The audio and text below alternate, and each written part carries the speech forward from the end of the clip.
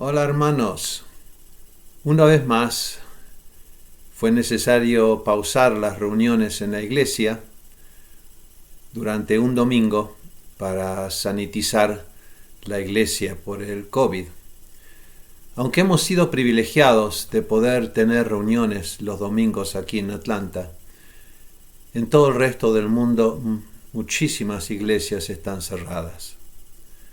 ¿Será que alguien está intentando robar la iglesia del pueblo de Dios? Como en la película, creo que se llamaba Cómo el Grinch robó la Navidad. Se trataba de una criatura verde solitaria, cascarrabias, que intenta poner fin a la Navidad robando cosas navideñas de las casas de un pueblo en la víspera de Navidad. ¿Habrá un ladrón tratando de robar la iglesia a los cristianos en todo el mundo? Y si es así, el Grinch, el ladrón, ¿será Satanás? ¿Satanás es un ladrón? ¿Y pueden realmente robarnos la iglesia? Tantos acontecimientos en la historia, como guerras, dictaduras, malvadas y aún el comunismo, ha forzado al pueblo de Dios de dejar de ir a la iglesia. ¿Cómo será posible? En países como el nuestro aquí, con libertad de religión, ¿será que el COVID-19 proporcionó la excusa perfecta para atacar a la iglesia? Porque aún aquí en América muchos gobernadores aún están forzando a las iglesias a permanecer cerradas. En Nueva York, hace pocos días, miles de judíos se reunieron secretamente para asistir a una boda en una sinagoga. El gobernador de Nueva York, llamado Cuomo, multó a la sinagoga en miles de dólares por haber hecho eso y ordenaron restringir el número de personas a números ridículos, 10, 25, permitidas para adorar a Dios juntos. Y grupos católicos y judíos de Nueva York hicieron un juicio y llegó hasta la Corte Suprema por violación de sus derechos constitucionales de libertad de culto. Y en esta última semana, el Tribunal Supremo decidió 5-4, y eso gracias a la jueza que puso Trump, que si no hubiera sido 4-4, decidió 5-4 que el gobernador de Nueva York no podía prohibir ni restringir la asistencia a la iglesia o a la sinagoga, porque el Supremo Tribunal dijo, incluso en una pandemia, la Constitución no puede ser desaparecida ni olvidada. Pero ¿cuánto tiempo pasará antes que los jueces sean cambiados o corrompidos y gobernarán en contra de la libertad religiosa que está garantizada en la Constitución? Esta pandemia y cuarentena ha forzado un cambio en lo que era para nosotros normal y para los cristianos en el mundo, que era ir a la iglesia. Y es este un buen momento para reconsiderar una vez más las deficiencias y los peligros para la iglesia, sea físicamente reunidos en vivo o en virtual. No tardó mucho tiempo. Cuando empezó la cuarentena y la gente no podía ir a la iglesia, no pasó mucho tiempo que los líderes encontraron un sustituto para la iglesia y pronto por YouTube y otros medios se llenó la iglesia virtual. Zoom y otras plataformas se convirtieron en un sustituto para la asistencia a la iglesia y todo regresó a un nuevo normal, la iglesia virtual. Y otra vez la gente comenzó a confiar en esa comida rápida, el McDonald's, la iglesia virtual. Música de alabanza, clases, seminarios, sermones, conferencias online, en lugar de encontrar el verdadero propósito. ¿Qué es una iglesia? En lugar de encontrarse con Dios. No dejes que la iglesia virtual te robe de una relación personal y real con Dios. No es que la iglesia virtual es malvada, pero hay tantas voces conflictivas. Muchas veces en la Biblia se dijo que había buenos y malos pastores, buenos y malos profetas, reyes y personas. Jesús dijo, yo soy el buen pastor, y que podíamos confiar en él porque él era la verdad. Recuerda cuando Jesús habló acerca de los días de su venida, en Mateo 24:4, Jesús dijo, mirad, que nadie os engañe, porque vendrán muchos en mi nombre, diciendo, yo soy el Cristo, y engañarán a muchos. Ya nos han quitado la asistencia a la iglesia. ¿Podrán robarnos también la iglesia virtual? Pero aunque hoy aún se puede usar plataformas de internet para escuchar y seguir a los buenos pastores, predicadores y profetas, hay una sombra oscura que está descendiendo sobre el internet. ¿Qué es eso? Esa sombra es que más y más las plataformas de los medios están comenzando a censurar. Sí, a censurar. Aunque aquí la primera enmienda a la Constitución nos protege la libertad de expresión y nos protege contra la censura de gobierno federal y estatal y local, en estos últimos meses hemos visto algo extraño. Una censura en Internet, abiertamente en Estados Unidos, de Twitter, Instagram, Facebook, YouTube, están bloqueando, suprimiendo, inclusive eliminando información. Al principio hacían unas notificaciones, ahora no, directamente bloquean. Incluso lo que solían ser organizaciones confiables de noticias que hemos seguido, ahora están torciendo la verdad, reteniendo información, mintiendo abiertamente. Y si lo peor es que la mayoría de las personas se los está creyendo. Y si YouTube, que tiene más de 1.000 millones de usuarios, sí, 1.000 millones, decide que va a prohibir el cristianismo y borrar todo contenido, la censura ya está ocurriendo en varios grados, en la mayoría de los países del mundo, ni hablar de China. Twitter ahora está suspendiendo las cuentas de cualquiera que vaya en contra de su póliza de pensar. Cualquiera que ellos quieren. En estos días cualquiera que menciona la palabra fraude electoral, desde organizaciones de noticias hasta senadores, sus cuentas están siendo bloqueados. Como ya han bloqueado mucho contenido diciendo que es discriminatorio, que induce al temor, a la confusión o a la violencia, entonces no quieren que uno escuche esas cosas. Es casi como en las películas de la Guerra de las Galaxias, ¿recuerdan? Las multitudes pasando al lado oscuro.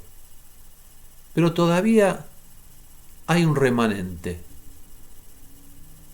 Hay los Jedi, como Luke Skywalker, un humilde granjero que se levantó y personalmente conoció y escuchó y siguió las enseñanzas del maestro Jedi Yoda. ¿Recuerdan?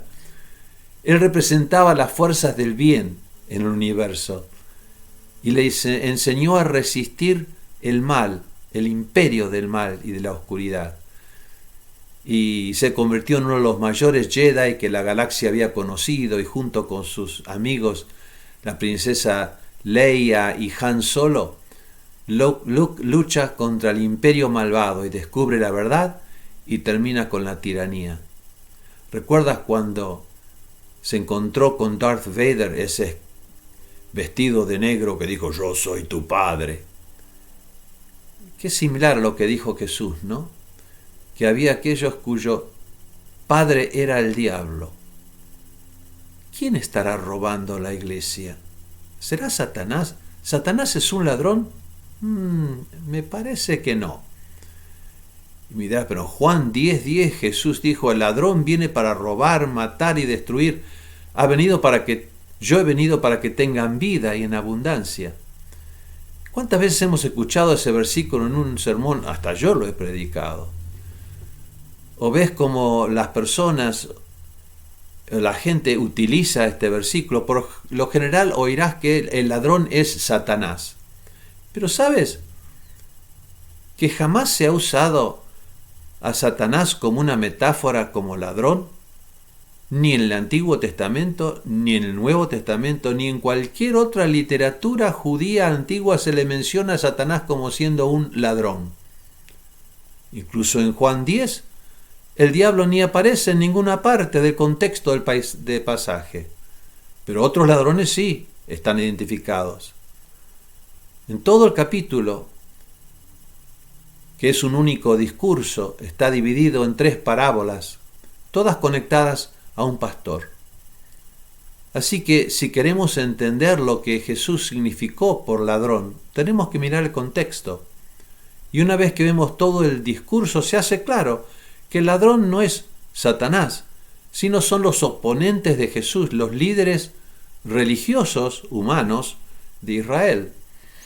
En los años 1500, un comentarista, Thomas Hagetan, dijo que la persona que hizo la división del texto del Evangelio de Juan por capítulos y versículos, porque el original no tenía separaciones así, dijo que está mal dividido porque el capítulo 10 es una continuación del capítulo 9, los últimos 10 versículos.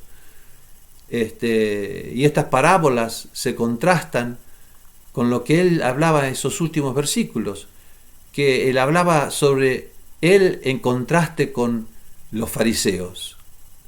También cada una de las 3 parábolas se tratan de un contraste entre Jesús y los líderes fallidos.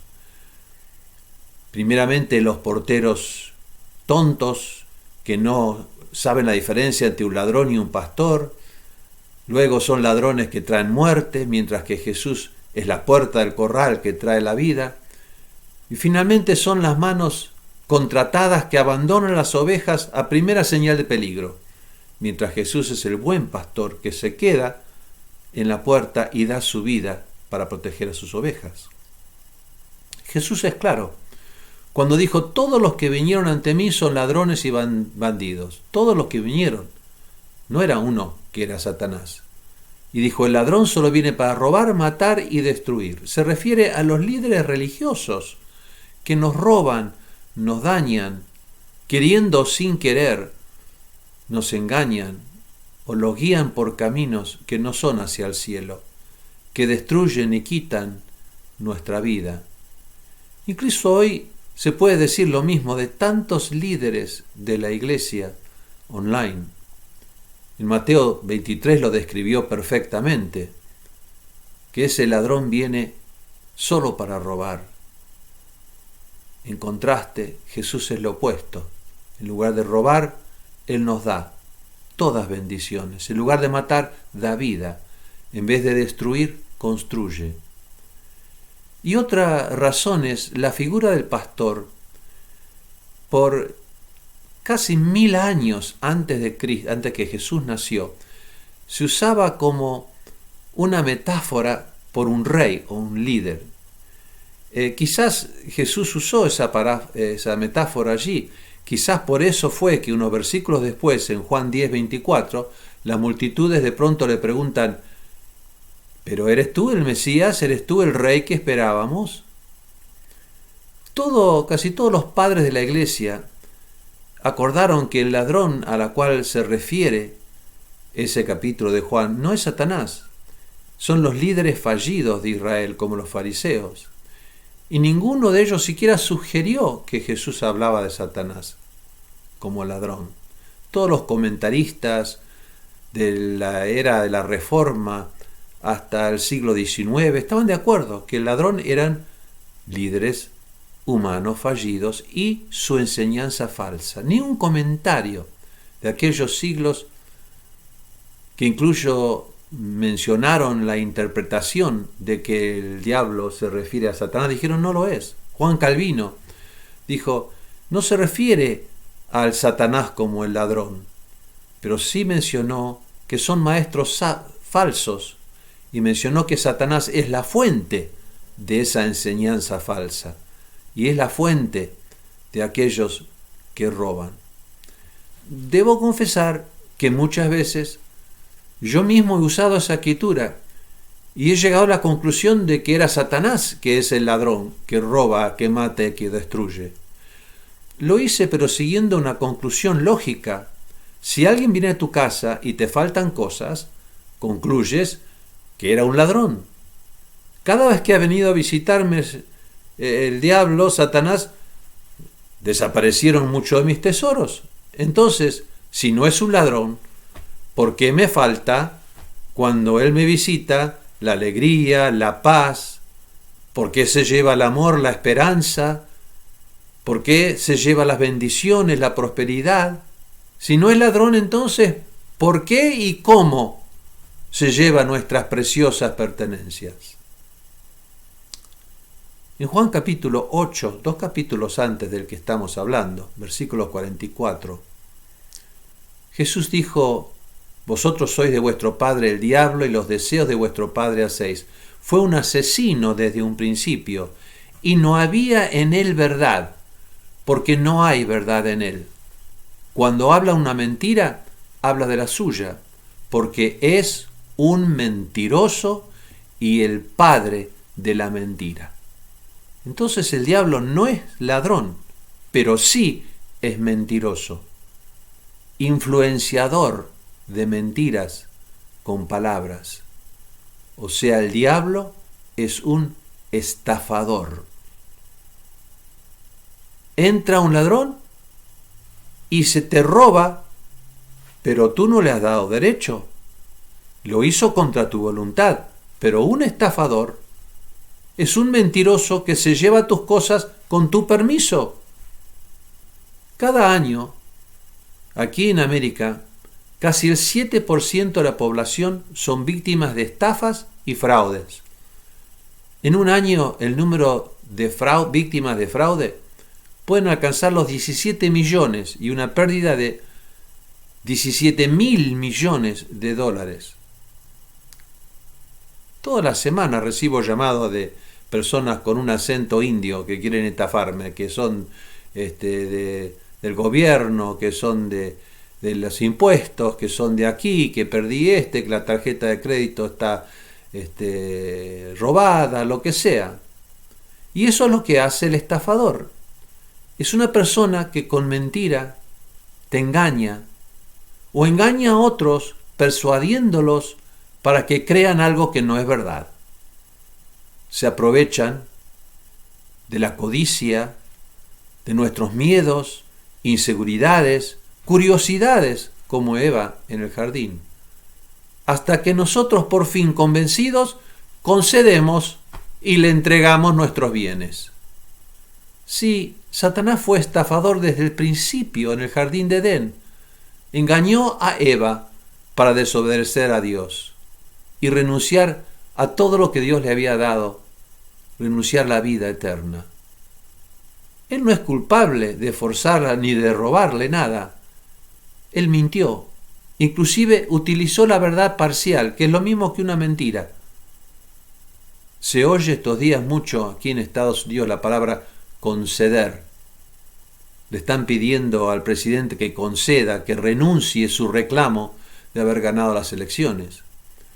Esa palabra vino de Hillary Clinton, que no hace muchos meses le dijo a Biden, el vicepresidente, candidato a la presidencia, pensando que él perdería la elección, le dijo: haga lo que haga, jamás concede.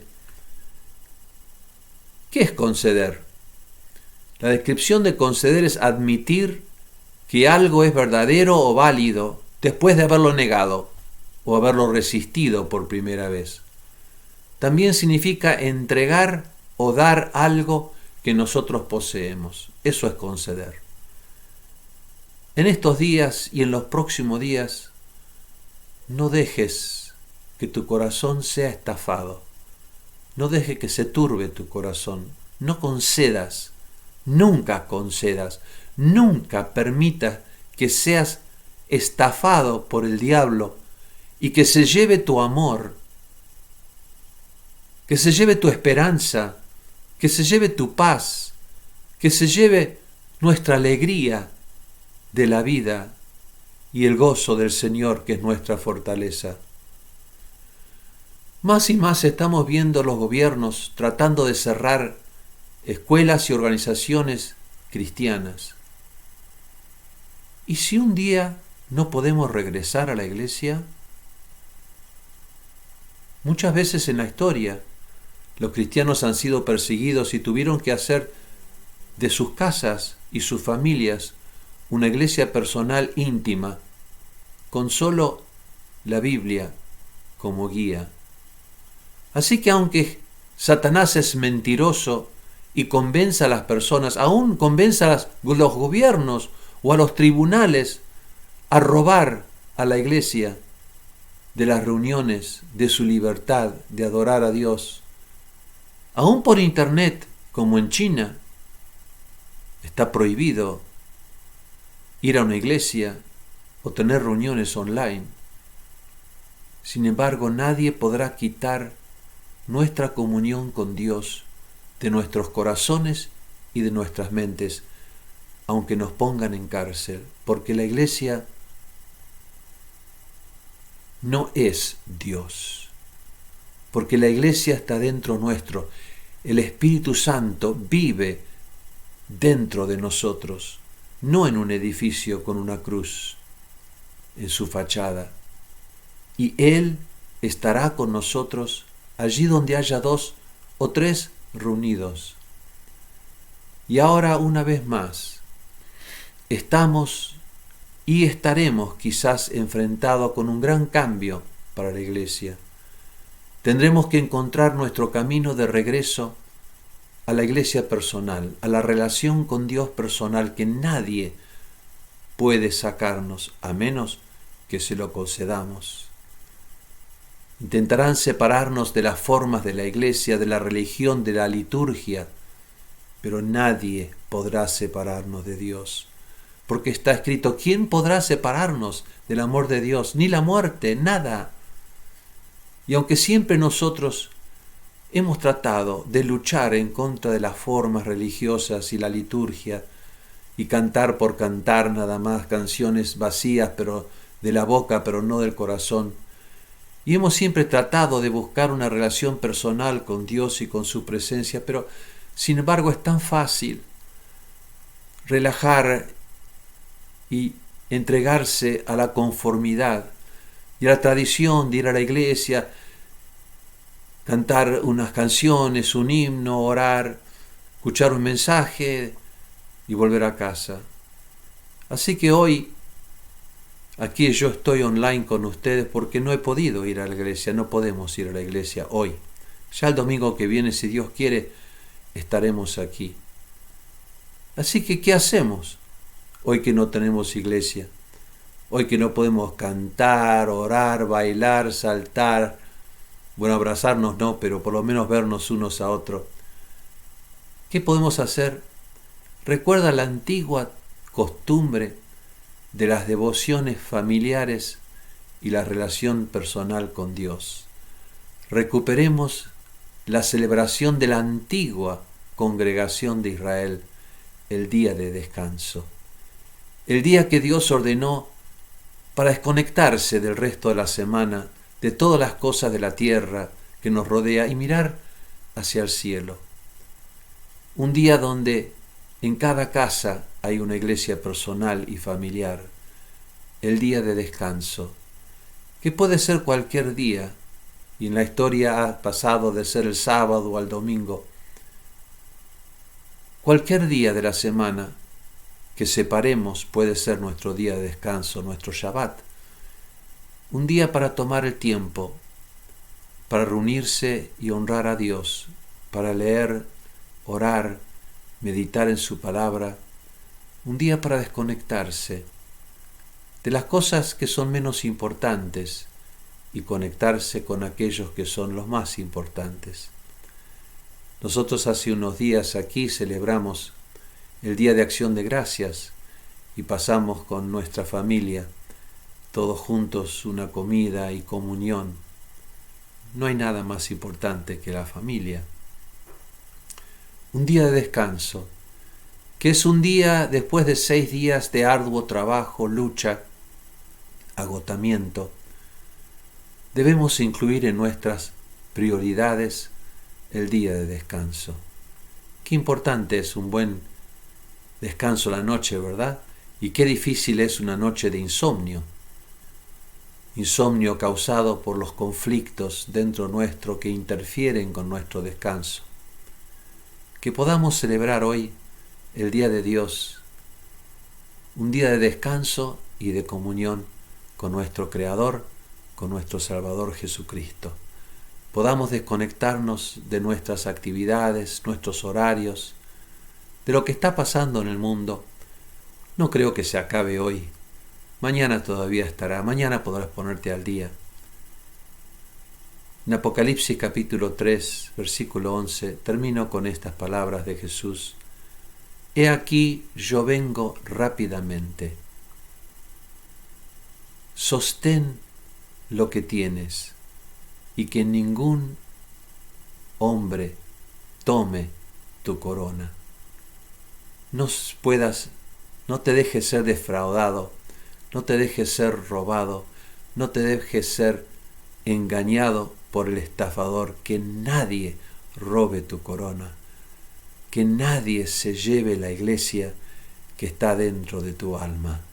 Nunca concedas. Que el Señor te bendiga, que el Señor te guarde, que el Señor cause su rostro brillar sobre ti, el Señor tenga misericordia de ti y que el Señor te conceda la paz. Amén. Amén. Hasta el domingo que viene. Nos vemos.